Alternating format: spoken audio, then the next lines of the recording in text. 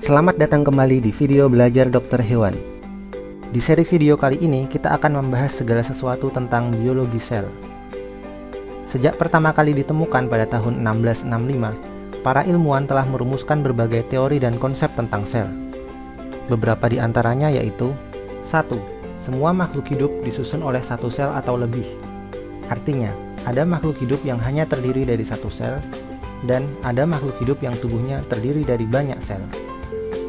Makhluk hidup yang hanya memiliki satu sel disebut organisme uniseluler, sedangkan yang tubuhnya terdiri dari banyak sel disebut organisme multiseluler. Mulai dari cacing Caenorhabditis elegans yang tubuhnya hanya terdiri dari 1000 sel, sampai manusia yang tubuhnya disusun oleh sekitar 100 triliun sel. Konsep kedua yaitu sel merupakan unit kehidupan yang paling kecil. Artinya, sel digolongkan sebagai benda hidup yang mampu melakukan berbagai aktivitas.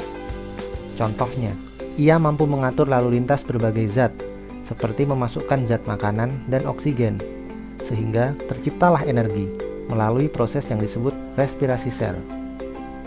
Energi inilah yang kemudian digunakan untuk melakukan aktivitas lainnya, seperti saling berkomunikasi, tumbuh, dan membelah diri, atau berubah menjadi sel lainnya. Dan terakhir, karena merupakan benda hidup, sel juga dapat mengalami kematian. Konsep selanjutnya adalah struktur sel secara umum. Walaupun terdapat berbagai macam sel, mereka semua memiliki 3 komponen yang sama. Yang pertama adalah membran sel, suatu lapisan tipis yang berfungsi untuk memisahkan sel dengan lingkungan luarnya. Yang kedua adalah sitoplasma, cairan yang mengisi bagian dalam sel. Dan yang ketiga adalah DNA, suatu molekul yang dikenal sebagai materi genetik, yang berfungsi untuk mengatur kegiatan dan sifat-sifat khusus yang dimiliki oleh sel tersebut. Setelah membahas persamaan yang dimiliki oleh sel, sekarang kita akan membahas perbedaannya. Secara umum, segala jenis sel dibagi menjadi 2 kelompok besar, yaitu sel prokariot dan sel eukariot. Istilah ini berasal dari bahasa Yunani.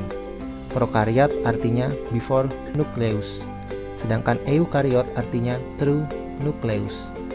Sehingga sel prokariot merupakan kelompok sel yang tidak memiliki nukleus, sedangkan sel eukariot merupakan kelompok sel yang memiliki nukleus. Nukleus merupakan struktur besar yang dilapisi oleh membran. Ia terletak di tengah sel dan berfungsi untuk membungkus DNA. Sementara itu, DNA pada sel prokariot tidak dibungkus oleh apapun dan hanya melayang-layang di sitoplasma. Sekumpulan DNA pada sel prokariot ini biasa disebut sebagai nukleoid, artinya bentukan yang menyerupai nukleus. Selain nukleus, di dalam sel eukariot juga terdapat berbagai struktur bermembran lainnya yang disebut organela.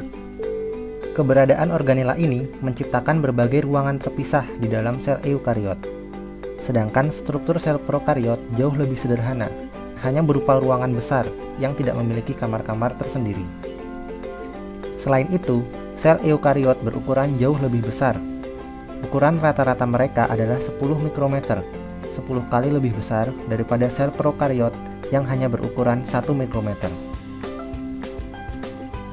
Jadi, sampai di sini dapat disimpulkan bahwa sel eukariot memiliki nukleus, bentuknya lebih canggih, dan berukuran lebih besar daripada sel prokariot.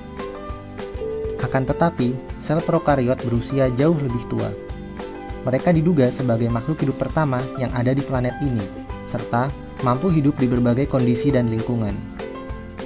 Contoh sel prokariot adalah bakteri, organisme uniseluler yang mampu hidup di mana-mana. Contoh yang lain adalah organisme uniseluler yang disebut archaea.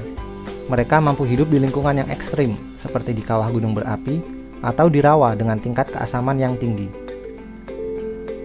Sementara itu, organisme yang memiliki sel eukariot atau eukarya merupakan kelompok organisme dengan mekanisme hidup yang lebih kompleks dan modern, seperti manusia, hewan, tumbuhan, jamur, dan protista. Bakteri, archaea, dan eukarya merupakan 3 domain yang merupakan patokan dasar pengklasifikasian makhluk hidup. masih banyak tingkat klasifikasi yang lebih mendetail di bawah mereka. Sampai di sini dulu video pengantar tentang biologi sel. Untuk video sebelumnya, klik tautan berikut ini.